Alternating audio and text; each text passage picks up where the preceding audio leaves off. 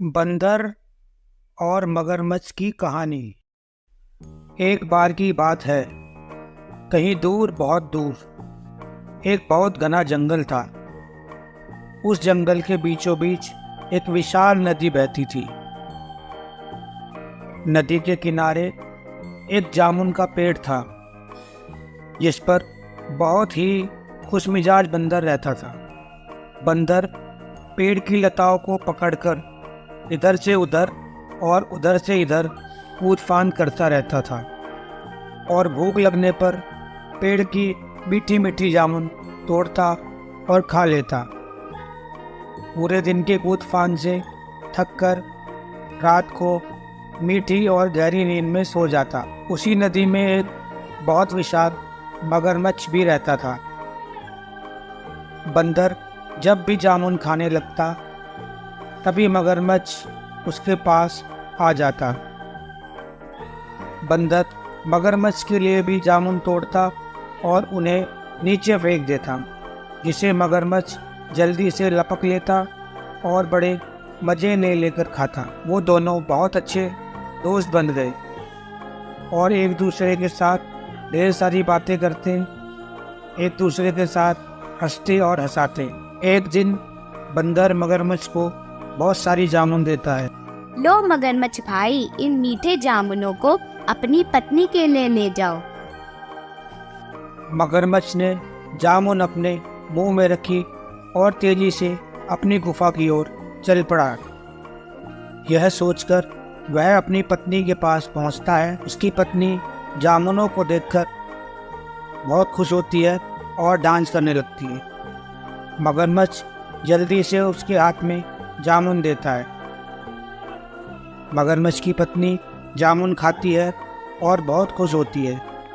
तभी उसके दिमाग में एक योजना आती है और वह सोचती है, जो बंदर इन जामुनों को रोज खाता है, उसका दिल कितना मीठा होगा। मुझे उस बंदर का दिल खाना है। उस बंदर को किसी भी तरह मेरे पास लेकर आओ। अरे ये तुम क्या कह रही हो भाग्यवान?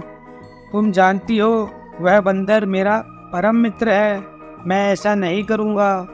ऐसा सुनकर मगरमच्छ की पत्नी बहुत गुस्सा हो जाती है और उससे बात करना बंद कर देती है।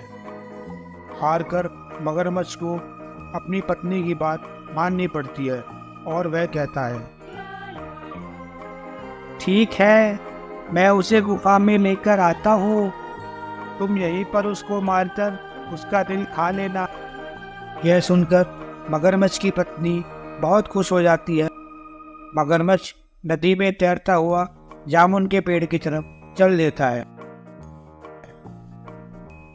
बंदर पेड़ पर सो रहा होता है। तभी मगरमच्छ तैरता हुआ उसके पास आता है और कहता है,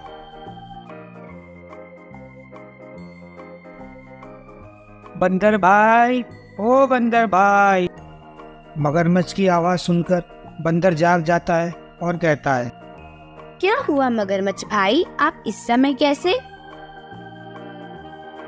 मेरी पत्नी ने आज तुम्हारे लिए दावत रखी है और तुम्हारे लिए ढेर सारे पकवान बनाए हैं। तुम्हें चलना पड़ेगा। देखो, मना मत करना, वरना उसे बहुत दुख होगा। वह सब तो ठीक है, लेकिन मुझे तैरना नहीं आता। मैं कैसे नदी पार कर पाऊंगा? इसमें कौन सी बड़ी बात है? तुम उछलकर मेरी पीठ पर बैठ जाओ, फिर हम दोनों आराम से नदी पार कर लेंगे। मगरमच्छ के जिद करने पर बंदर मान जाता है और कूदकर मगरमच्छ की पीठ पर बैठ जाता है और मगरमच्छ उसे अपनी गुफा की ओर ले चलता है। जब वे दोनों बीच नदी में पहुंचते हैं तो मगरमच्छ उसे अपने इरादे बता देता है, यह सोचकर कि बीच नदी से बंदर भागकर कहाँ जाएगा। मेरी पत्नी सोचती है कि इतने मीठे मीठे जामुन खाकर तुम्हारा दिल भी बहुत मीठा हो गया होगा, इसलिए वो तुम्हारा दिल खाना चाहती है। इसलिए मैं तुम्हें अपनी गुफा तक लेकर जा रहा हूँ। यह सुनकर बंदर के होश उड़ जाते हैं, पर वह घबराता नहीं है और सोचने लगता है।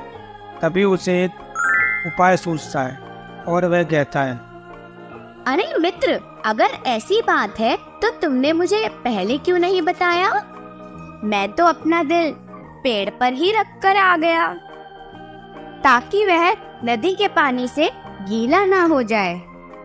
ऐसा करो, तुम वापस पेड़ के पास चलो, मैं वहां से दिल ले लूंगा और फिर हम वापस तुम्हारी पत्नी के पास चलेंगे।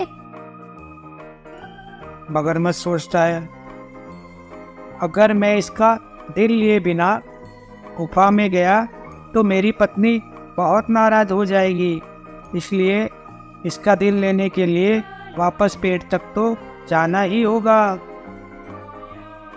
और वह बंदर को लेकर वापस तैरता हुआ जामुन के पेड़ के पास आता है, और जैसे ही वह पेड़ के पास पहुंचता है, बंदर उछलकर पेड़ पर चढ़ जाता है और मगरमच्छ से कहता है, तुम बहुत दुष्ट हो, मैंने तुम्हें अपना मित्र बनाया, यही मेरी सबसे बड़ी भूल थी। तुम तो आज मेरी जान ही ले लेते। आज के बाद तुम्हारी मेरी मित्रता हमेशा के लिए खत्म।